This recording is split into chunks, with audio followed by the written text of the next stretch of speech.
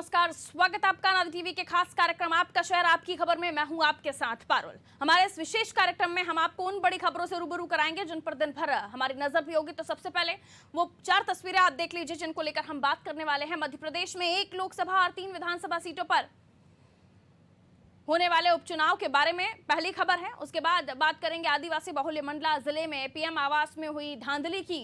मंडला के बाद बात होगी एमपी और महाराष्ट्र की सीमा से लगे टूरिस्ट प्लेस तोरनताल में हुए भीषण सड़क हादसे की। चौथी खबर में बात करेंगे मौसम की। मध्य प्रदेश में 16 दिन बाद एक बार फिर मानसून एक्टिव दिखाई दे रहा है। तो 4 तस्वीरें आपके सामने हैं, इन्हीं पर हम बात करने वाले हैं और विस्तार से होगी अब इन पर बातचीत। तो कोरोना की दूसरी लहर कंट्रोल होने के बाद चुनाव आयोग ने उपचुनाव की तैयारियां शुरू कर दी हैं। मध्य प्रदेश में 1 लोकसभा और 3 विधानसभा सीटों पर उपचुनाव होने हैं। मुख्य निर्वाचन पदाधिकारी ने खंडवा, बुरहानपुर, नेवाड़ी, सतना और अलीराजपुर कलेक्टरों को पत्र लिखकर 3 साल में एक ही जगह जमे अधिकारियों को हटाने को कहा है। चुनाव आयोग की तैयारियां शुरू होते ही बीजेपी और कांग्रेस भी एक्शन मोड में दिखाई दे रहे हैं। दमोह उपचुनाव के बाद एक बार फिर कांग्रेस बीजेपी आमने सामने हो गए हैं। दमोह उपचुनाव जीतने के बाद कांग्रेस जोश में है। दूसरी ओर बीजेपी इस हार से उबर कर 1 लोकसभा और 3 विधानसभा उपचुनाव के लिए जो सीटें हैं उनको जीतने के लिए चुनावी मैदान में उतरने की तैयारी कर रही है। कांग्रेस में बैठकों का दौर शुरू हो गया है। प्रदेश अध्यक्ष कमलनाथ गुरुवार तक रोज बैठकें लेंगे। वहीं मुख्यमंत्री शिवराज सिंह चौहान के चुनावी क्षेत्रों में दौरे शुरू हो गए हैं। इस बीच जोड़ तोड़ की राजनीति भी है जो जाहिर है राजनेताओं के बीच में, राजनीतिक दलों के बीच में हम देखते हैं। कांग्रेस ने बसपा को बड़ा झटका देते हुए करीब 1 दर्जन बसपा के पदाधिकारियों को कांग्रेस में शामिल कर लिया है। यानी बसपा के जो पदाधिकारी हैं वो कांग्रेस के पाले में चले गए हैं और इनकी संख्या 1-2 नहीं, पूरे 1 दर्जन है। खुद कमलनाथ ने इन्हें सदस्यता दिला दी है, जिससे साफ है कि कांग्रेस ने उपचुनाव से पहले अपने इरादे जाहिर कर दिए हैं।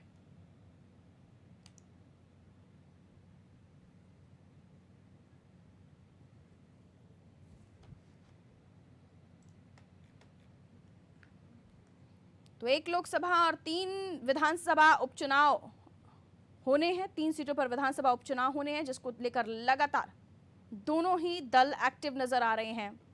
और अगर हम बात करें कि आखिर किस तरह की प्लानिंग्स हैं पार्टियों की, तो देखिए कमलनाथ एक्टिव नजर आ रहे हैं। किस तरह से लोगों को, 1 दर्जन से ज्यादा लोगों को पार्टी में शामिल कराया है। बसपा से छोड़कर कांग्रेस में आए। भारतीय जनता पार्टी की तरफ से मुख्यमंत्री साहब जगह जगह पहुंच रहे हैं, दौरे कर रहे हैं और सौगातें भी मिल रही हैं। दीपक विजयवर्गीय जी बीजेपी से हमारे साथ इस वक्त फोन लाइन पर मौजूद है। हम उनसे और भी समझने की कोशिश करते हैं। दीपक जी, बहुत स्वागत आपका अनादि टीवी पर। जी धन्यवाद जी, नमस्कार। भूपेंद्र गुप्ता जी भी हमारे साथ कांग्रेस से जुड़ गए। भूपेंद्र जी, आपका भी बहुत स्वागत अनादि टीवी में। जी नमस्कार। सबसे पहले मैं दीपक जी से सवाल ले लेती हूँ। दीपक जी, किस तरह की तैयारियां उपचुनाव को लेकर, क्योंकि पिछली बार दमोह उपचुनाव को लेकर तो शिकस्त दे ही दी आपको कांग्रेस ने, लेकिन इस बार भारी भरकम तैयारी करनी होगी वरना फिर चली जाएगी गेंद कांग्रेस के पाले में। देखिए, ऐसा है कि चुनाव की अभी घोषणा हुई नहीं है और चुनाव आयोग ने ऐसे कोई संकेत भी नहीं दिए हैं, लिहाजा चुनाव की तैयारियों की बात नहीं है। बाकी सरकार अपना काम कर रही है और पार्टी अभी वैक्सीनेशन के काम में पार्टी कार्यकर्ता लगे हुए हैं। लिहाजा जब चुनाव की घोषणा होगी उस समय इस संबंध में सोचेंगे। सर, लेकिन जो खबरें हमारे पास हैं उसमें 3 कलेक्टर्स को लेटर लिखे गए हैं और जमे हुए जो अधिकारी हैं ज्यादा समय से उनको इधर उधर करने की भी बात है। अब देखिए, अब आपके पास कोई जानकारी, तो मुझे उस संबंध में जानकारी नहीं है, लेकिन चुनाव आयोग ने इस तरह के कोई संकेत नहीं दिए। ठीक है, लेकिन इधर कमलनाथ जी तो एक्टिव नजर आ रहे हैं। बीएसपी के कार्यकर्ता उनकी पार्टी में शामिल हो रहे हैं। स्वाभाविक चुनाव है तो क्योंकि कांग्रेस पार्टी का इंफ्रास्ट्रक्चर बना हुआ नहीं होता है जी, तो उनके नेता को उस हिसाब से जमावट करनी पड़ती है। हमारी जो संरचना है हमेशा तैयार रहती है, जब समय आएगा तो उस संबंध में आगे बढ़ेंगे। ठीक है, यानी आपकी पार्टी में अगर कोई शामिल होगा तो आप उसे शामिल नहीं करेंगे क्योंकि आपका तो सब जमा जमाया है। जी। भूपेंद्र गुप्ता जी, क्या कहना चाहेंगे? आपके यहाँ तो बीएसपी से एंट्रीज होना शुरू हो गए हैं। नहीं, वो तो जो विचारधारा के हिसाब से आज भारतीय जनता पार्टी जिस तरीके का दमन चक्र मध्य प्रदेश में चला रही है उसके खिलाफ तो सभी गरीब गुरुआ खड़े हो रहे हैं। और जिन लोगों को आज तो आप देखें 112 रुपए का पेट्रोल आज बालाघाट में है, ये तो न्यूयॉर्क से 2 गुने रेट पे है। हमारे मध्य प्रदेश के दम्भी मुख्यमंत्री वही जो खबर है में आपकी बाइट कैसे सुनवाई है सर, हमने आपकी बाइट थी, खबर में सुनवाई है। सवाल ये कि अगर ये चलिए पार्टी से परेशान है या सरकार से परेशान है तो बीएसपी में रहते हुए भी तो काम कर सकते थे, उन्हें कांग्रेस में आने की जरूरत क्या महसूस हो रही थी? नहीं, जहाँ पर बीएसपी थोड़ी कमजोर हुई है तो वो निश्चित रूप से जो है बड़ी पार्टी का सहारा लेके आदमी अपनी बात को उठाना चाहता है। आज आप देखें मध्य प्रदेश में कि किस तरीके से जो है इस नादिरशाही सरकार ने एक विधायक को डंगा डोली करके उठा के फेंका है।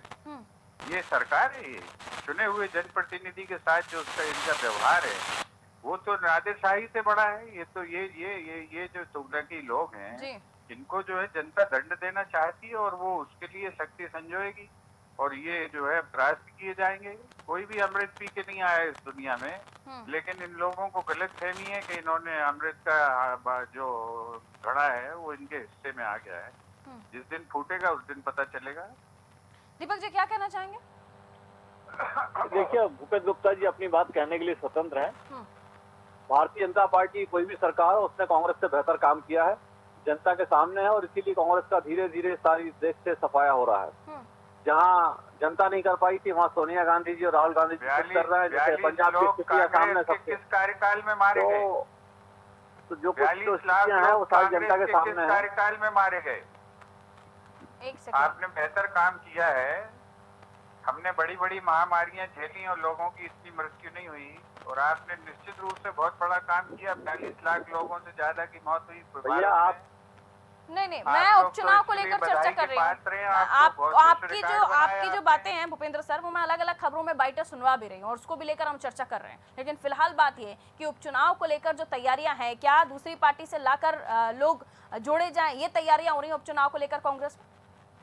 नहीं, दूसरी पार्टी से लाकर नहीं, दूसरी पार्टी से आकर जो है जुड़ सकते हैं लोग, उसमें क्या दिक्कत है? और ये सब पार्टियां करती हैं। लेकिन बीजेपी तो ये कह रही है ना कि आप लोग इस तैयारी नहीं है इसलिए आप लोगों को दूसरों को जोड़ना पड़ रहा है, आपकी पार्टी कमजोर है जगह जगह, ऐसा बता रहे हो? ये सोच अपूर्ण है और राजनीति में जो है ये बहती हुई नदी में जो है सहायक नदियां क्यों मिलती हैं? प्रकृति का नियम है ये।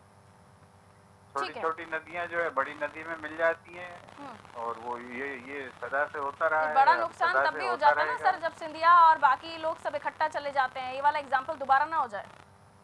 हाँ तो वो ठीक है ना, वो ये कई बार गति भी बदल लेती हैं नदियां और नाले में पर चली जाती हैं। तो ऐसे कई नाले भी हैं जिनमें जाकर जो है गलती से नदियां मिल गई। हाँ। ये है जो जिनका लक्ष्य जो है समंदर में कूदना है वो नदियां जो है अपना प्रवाह नहीं बदलती। ठीक है, लेकिन नाले का विस्तार ज्यादा होता जा रहा है ना सर, अगर आपकी भाषा में बात करें। निश्चित ये समय की बात है। देखिए विस्तार अभी दिखाई पड़ रहा है। नदी है वो सिमटती जा रही है। नहीं सिमटती नहीं जा रही, समय सब सिद्ध करेगा। अन्य राज्यों में सैकड़ों बार हम गिरे हैं, सैकड़ों बार हम खड़े हुए।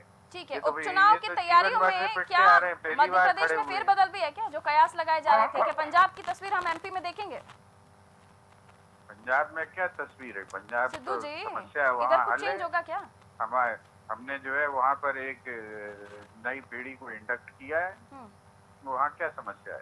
ठीक है दीपक जी, तो दमोह चुनाव हारने के बाद पार्टी को अब स्ट्रेंथ की और ज्यादा जरूरत है। दीपक जी वहाँ 2 सीटें भी नहीं आएंगी पंजाब में। इनसे पूछिए कि वहाँ तो नई पीढ़ी का आदमी ले आया है, ये मध्य प्रदेश और राजस्थान में नई पीढ़ी कब आ रही है इनकी?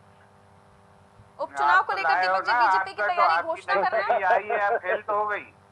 नहीं, मध्य प्रदेश में और राजस्थान में क्यों नई पीढ़ी ला पा रहे हैं? न कार्य समिति बना पा रहे हैं, न जिला कमेटियां बना पा रहे हैं। पूरी कार्य समिति है, पूरी कार्य समिति है कांग्रेस की क्यों हो गए? मैं इजाजत लेना चाहूंगी आप दोनों से। बहुत बहुत शुक्रिया हमारे साथ जुड़ने के लिए। दीपक जी हमारे साथ जुड़े, भूपेंद्र जी हमारे साथ जुड़े। तो देखिए अलीराजपुर, खंडवा, बुरहानपुर, निवाड़ी, सतना, इन जगहों पर कलेक्टरों को लेटर लिखे गए हैं कि जो जमे हुए अधिकारी हैं उनको थोड़ा सा चलता कीजिए, यानी दूसरी जगह उनका तबादला कर दीजिए। ये संकेत तो मिलने लगे हैं कि उपचुनाव, क्योंकि जैसे हमने फर्स्ट वेव्स में भी देखा था कि जैसे जैसे फर्स्ट वेव डाउन हुई थी हमने उपचुनाव देखे थे। अभी सेकेंड वेव जैसे जैसे डाउन हो रही है, यहाँ पर भी चुनाव तो होने ही, आज नहीं तो कल। खंडवा लोकसभा सीट खाली हुई है नंद कुमार सिंह चौहान जी के जाने के बाद, उनकी डेथ के बाद, और अब 3 और सीटें हैं जो विधान विधानसभा की हैं जिन पर उपचुनाव होने हैं। तो तैयारियां दोनों ही पार्टी की हैं, लेकिन किसकी तैयारियां किस तरह की हैं और कितना वो आगे सक्सेसफुल होने वाले हैं, यानी कामयाब होने वाले हैं अपनी तैयारियों को लेकर, ये आने वाले समय के साथ पता चलेगा। अगली खबर की तरफ हम रुख कर रहे हैं। हर गरीब के पास खुद का मकान हो, इसके लिए मोदी सरकार ने पीएम आवास योजना की शुरुआत की और साल 2022 तक हर गरीब को घर देने का लक्ष्य है। लेकिन मध्य प्रदेश में शासन के निर्देशों की जमकर धज्जियां उड़ाई जा रही हैं। ऐसा ही एक मामला बैगा आदिवासी बाहुल्य जिले मंडला में सामने आया है, जहां बैगा परिवार को पीएम आवास योजना का लाभ नहीं मिल रहा। ग्राम पंचायत नंदराम के पोषक ग्राम नैगांव में कमलेश बैगा के नाम का प्रधानमंत्री आवास रामलाल नग धनिया के नाम पर बना दिया गया।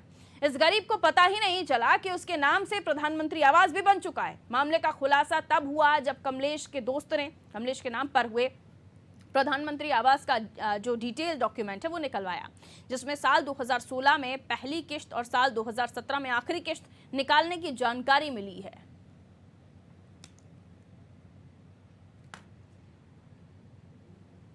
तो अपने आप में बड़ा मामला पीएम आवास में धांधली की खबर तो आपने कई बार सुनी होंगी, लेकिन इस बार जो मामला है ये कि जो हितग्राही है उसे पता ही नहीं कि उसको 2016 में आवास स्वीकृत हुआ था और उसके बाद उसकी 2 किश्तें निकाली भी जा चुकी हैं, 2016 और 2017 में। तो ऐसे खबरें जब निकलकर सामने आती हैं तो समझ आता है कि पीएम आवास योजना में किस तरह से पलीता लगाया जा रहा है, किस तरह से बंदरबाट हो रही है। आखिर क्यों ग्राम पंचायत नंदराम के पोषक ग्राम नैगांव में कमलेश बैगा के नाम पर जो नाम स्वीकृत था, जो आवास स्वीकृत था, माफ कीजिए, वो क्यों रामलाल नग धनिया को दे दिया गया? क्यों रामलाल को दिया गया? जब नाम किसी और के स्वीकृत हुआ तो किसी और के खाते में कैसे गया? फिर बाद में जब कमलेश को इस मामले का पता चला, उसने डिटेल निकलवाई तो ये साबित हुआ कि 2016 में पहली किश्त निकाली जा चुकी है और 17 में दूसरी आखिरी किश्त निकलवाई जा चुकी है। अब योजनाओं का किस तरह से भ्रष्टाचार हो रहा है योजनाओं में, ये साफ है।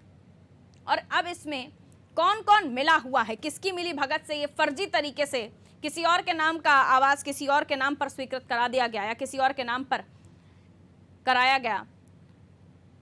खिरेश धनंजय संवाददाता फोन लाइन पर इस वक्त हमारे साथ जुड़े हुए हैं। खिरेश, क्या कुछ मामला है पीएम आवास योजना में इस तरह से धांधली, और क्या सरपंच सचिव को इस मामले में जानकारी है? क्या जनपद सीओ को इस बारे में जानकारी है? डिपार्टमेंट में बैठे हुए लोग क्या इस तरह से किसी और के नाम का आवास किसी और को दे रहे हैं? जैसा कि कमलेश बैगा नाम का आवेदक ने बताया है जी कि मेरे नाम से माने आवास स्वीकृत हो गया है और जो कि बना नहीं हुआ है। ये कमलेश ने मीडिया को जानकारी दी है। जी ठीक है खिरेश, आगे बताइए। और उनका कहना है कि मेरे नाम का आवास किसी दूसरे के नाम से बन गया है अथवा या फिर मेरा बना ही नहीं पाया है। हाँ। और मेरे नाम से राशि आहरण हो चुकी है। ये कमलेश का कहना है कि उसके नाम पर आवास स्वीकृत हुआ और राशि भी आहरित हो गई, लेकिन उसे पता ही नहीं चला। कितनी राशि का गबन सामने आ रहा है? उनके अनुसार लगभग 1.5 लाख के आसपास की राशि है। ठीक है, 1.5 लाख के आसपास की राशि। इसमें सरपंच सचिव क्या कह रहे हैं, आखिर ये कैसे हो गया?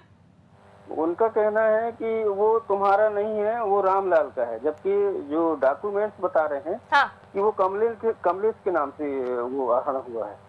कमलेश ने कभी कमलेश से जब बात की होगी मीडिया के लोगों ने, तो क्या कमलेश ने ये बताया कि कभी उसने इस योजना के लिए किसी तरह का कोई डॉक्यूमेंट या कोई फॉर्म भरा हो या अपील की हो कि उसे आवास दिलवाया जाए? किसी तरह की कोई ऐसी बात उसकी तरफ से? जी, जैसा कि सर्वे के अनुसार आता है वो लिस्ट में नाम उनका। हाँ। सर्वे में जैसा उनकी पात्रता होती है उस हिसाब से, तो उसके हिसाब से स्वीकृत हुआ था उसके नाम से, लेकिन उसको बताया नहीं गया और वो पता नहीं किसके नाम से बना लिए उनने। उनका कहना है कि कोई रामलाल नाम है, क्लियर नहीं है वो, उनका कहना है। ठीक है, तो सरकारी दस्तावेजों में नाम कमलेश का है और रामलाल को वो जो आवास का पैसा है वो मिल गया है। जी, ऐसा कहना है संबंधित कमलेश और जब ये सरपंच सचिव के सामने ये बात आई कि कागज तो कमलेश के नाम पे हैं, तब उनकी तरफ से कोई बात आई सामने, कुछ सफाई दी उन्होंने? सफाई में सिर्फ ये कहा गया कि भाई ये तुम्हारा नहीं है, ये वो जिनका आवास बना है उन्हीं का है। रामलाल का नाम का। अब उनसे बड़े अधिकारी यानी जनपद में बैठे हुए और अधिकारी, जनपद सीईओ, अन्य अधिकारी क्या कह रहे हैं इस मामले में? ये गलती हुई कैसे, ये गमन किया कैसे गया? सरपंच सचिव पर कोई कार्रवाई होगी नहीं होगी? क्योंकि सरकारी दस्तावेजों में घर तो कमलेश का है ना जी। तो उसमें उनने लिखित आवेदन दिया जिसमें कार्रवाई की उनको संतावना दी गई कि कार्रवाई होगी इसमें, लेकिन अभी तक कोई कार्रवाई नहीं हुई है। उनको आश्वासन दिया गया है कि उस मामले में कार्रवाई होगी, लेकिन अब तक इस मामले में कुछ भी ऊपर नीचे नहीं हुआ है। हालांकि अब 2016 से ये तमाम चीजें चली आ रही हैं, बड़ा ही लेट कमलेश को इस बारे में पता चला, लेकिन अब इस योजना के सामने आने के बाद अब ये भी खोजना होगा कि किसी और के साथ भी तो ऐसा नहीं हुआ है। खिरेश, उनका कहना है कि हो सकता है किसी और के साथ भी हुआ हो, जो कि अभी जानकारी में नहीं है। बिल्कुल, लेकिन अब एक के साथ हो सकता है तो और के साथ भी संभव है। बिल्कुल बिल्कुल, नजर बनाए रखिए आप और अन्य अधिकारियों से चर्चा कीजिए कि आखिर इस मामले में ये इस तरह का गबन, ये इस तरह की धांधली हुई कैसे, और अगर इस तरह का ही ये सब कुछ इस पंचायत में चल रहा है तो भगवान भरोसे है फिर प्रधानमंत्री आवास योजना। प्रधानमंत्री आवास योजना है गरीबों के लिए, जिन हितग्राहियों को मिलना चाहिए उन्हें ना मिलकर दूसरों को दी जा रही है, और इसके जिम्मेदार अगर सरपंच सचिव नहीं है तो भला कौन है? क्योंकि इनके ही सामने ये तमाम चीजें हो रही होंगी ना। किरेश, बहुत शुक्रिया जानकारी देने के लिए। तो प्रधानमंत्री आवास योजना एक ऐसा ड्रीम प्रोजेक्ट प्रधानमंत्री नरेंद्र मोदी का, जिसमें 2022 तक हर व्यक्ति को, हर गरीब को घर मिलने की योजना है, लेकिन इसकी उलट ही हो रहा है। घर किसी और को मिल रहा है, कागज किसी और के लग रहे हैं। नहीं, सरकारी कागजों में एक गरीब को घर मिल गया, लेकिन वो घर दूसरे को मिल गया दरअसल, क्योंकि कागज जो है वो लगाए तो उस गरीब के थे, लेकिन उसका फायदा किसी और को दे दिया गया। जो कि अब इस मामले में जांच हो रही है, लेकिन बड़े अधिकारी इस मामले में क्यों मुंह बंद करके बैठे हैं? क्या उनका भी कोई रोल है या उनकी भी कोई संलिप्तता है? ये तमाम जांच का विषय है और इस मामले में जांच होनी ही चाहिए, वरना जो आप और हम टैक्स देते हैं ना, उन्हीं से ही तो ये योजनाएं संचालित की जाती हैं। तो फिर ठगे तो आप और हम भी गए।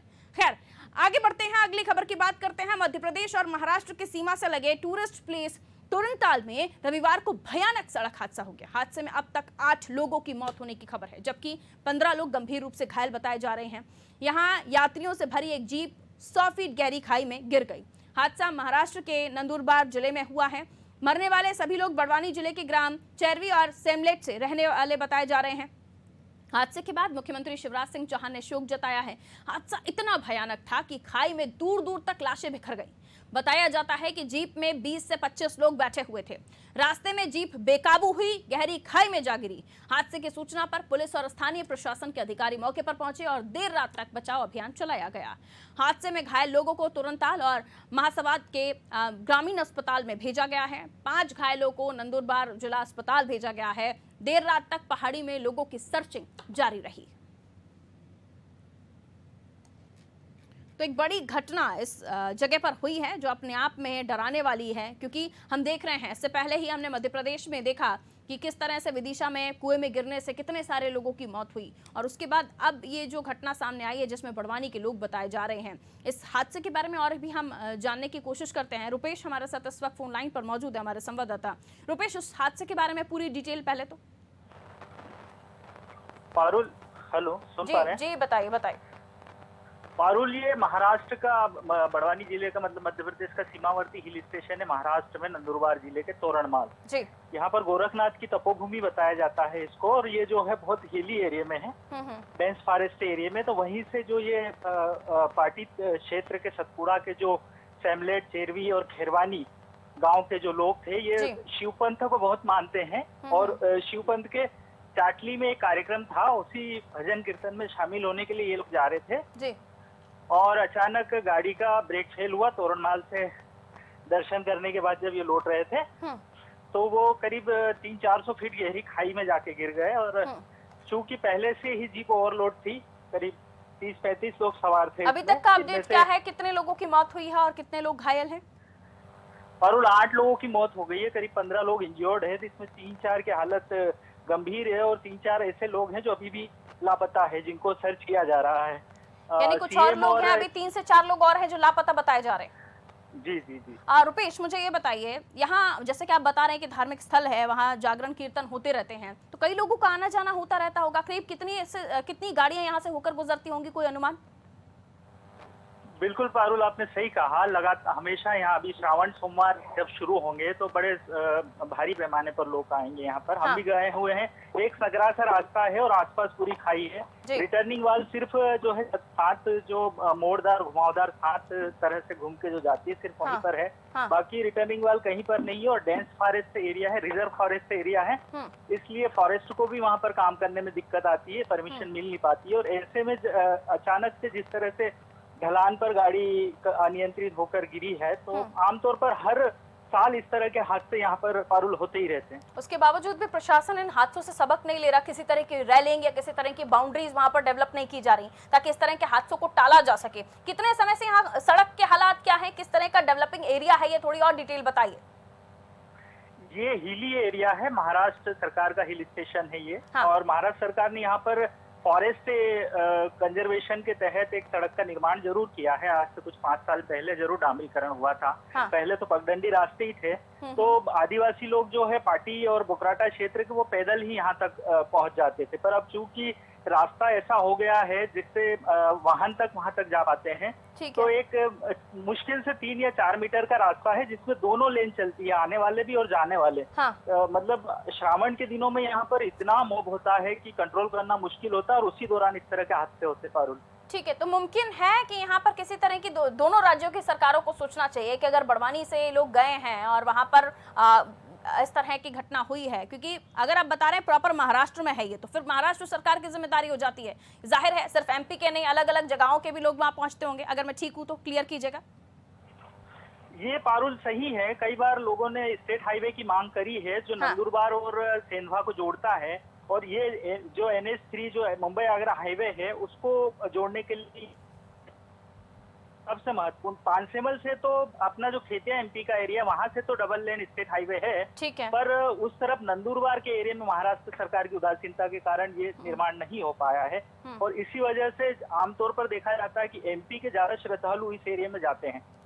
अब ऐसी स्थिति में जब एमपी से भी अगर लोग जा रहे हैं तो जाहिर है इस मामले में महाराष्ट्र सरकार को तो ध्यान देना ही चाहिए। न केवल एमपी के, न जाने कहाँ के लोग वहाँ पहुँचते होंगे।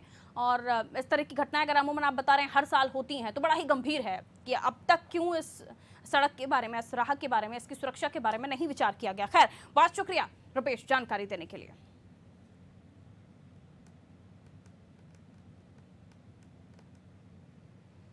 और चलिए अब बात होगी मॉनसून की। मध्य प्रदेश में मॉनसून 16 दिन बाद फिर एक्टिव दिखाई दे रहा है। भोपाल जहां रविवार को दिन भर घने बादलों से घिरा रहा और शाम को कुछ एक जगह बारिश हुई है, वहीं सतना में 2 इंच और रायसन में 1 इंच बारिश दर्ज की गई। मौसम केंद्र ने सोमवार को रीवा, दमोह, सागर, छतरपुर, बैतूल, रतलाम, आगर, नीमच, मंदसौर, अशोकनगर और श्योपुर में तेज बारिश की चेतावनी जारी की है।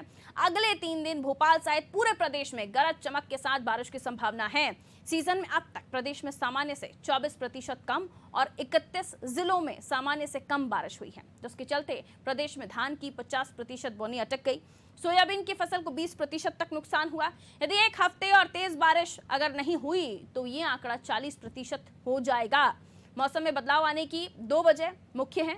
पहला, north south trough line central MP से तमिलनाडु के दक्षिणी हिस्सों तक गुजर रही है। दूसरा, बंगाल की खाड़ी में 48 घंटे बाद एक सिस्टम बनने की संभावना है।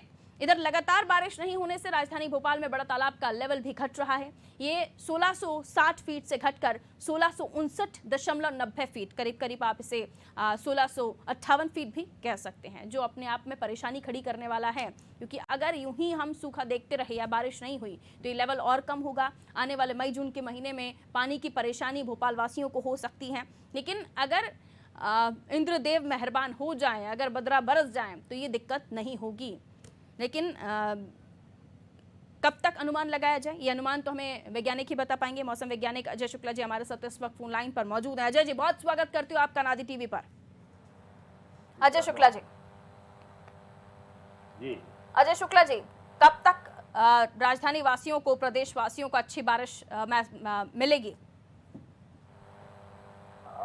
अच्छी बारिश तो अभी देखिए 23 तारीख को एक कम दबाव का क्षेत्र बंगाल की खाड़ी में बन रहा है जी। साथ ही साथ एक द्रोणिका जो है राजस्थान से मध्य प्रदेश होते हुए जा रही है, जिसके कारण ग्वालियर चंबल में अच्छी वर्षा हो रही है।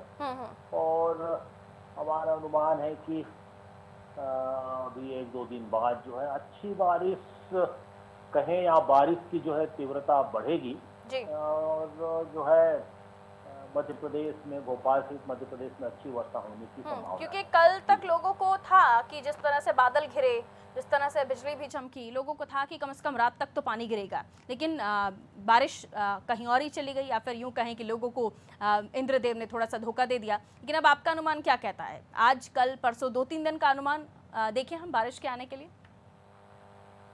देखिए, ये जो गरज चमक वाले जो वर्षा है वो एक अलग चीज होती है। बिना सिस्टम के जो वर्षा कोई जो है बंगाल की खाड़ी में या हवा के ऊपरी भाग में चक्रवात या कोई और दूसरा सिस्टम हो, उसके कारण जो वर्षा होती है वो लंबे क्षेत्र में और ज्यादा समय तक होती है। गरज चमक वाले जो बादल हैं वो तो कहीं कहीं तो जो अच्छी वर्षा हो जाती है उसमें, लेकिन उसका इलाका लंबा, एरिया जो है लंबा नहीं होता, ज्यादा बड़ा एरिया नहीं होता। तो जैसे कल आप कह रही थी या अभी भी कुछ बूंदाबांदी हो रही है, तो इस प्रकार की जो है वो तो होते रहती है, लेकिन अच्छी बारिश के लिए अभी जो है इंतजार करना पड़ेगा। जी बिल्कुल सर, बहुत शुक्रिया जानकारी देने के लिए। तो क्लियर कर दिया कि आप अंदाज़ा लगाइए कि 2-3 दिन में बहुत ज़्यादा तेज़ तो एकदम से 100% गारंटी नहीं है, लेकिन हाँ, एक जो अभी आप बारिश का लेवल देख रहे हैं उससे थोड़ा सा इम्प्रूवमेंट आप देख सकते हैं, जैसे कि अजय शुक्ला जी ने भी बताया। और इसी के साथ आपका शहर आपकी खबर में इतना ही, और खबरों के लिए आप देखते रहिए अनादि टीवी। नमस्कार।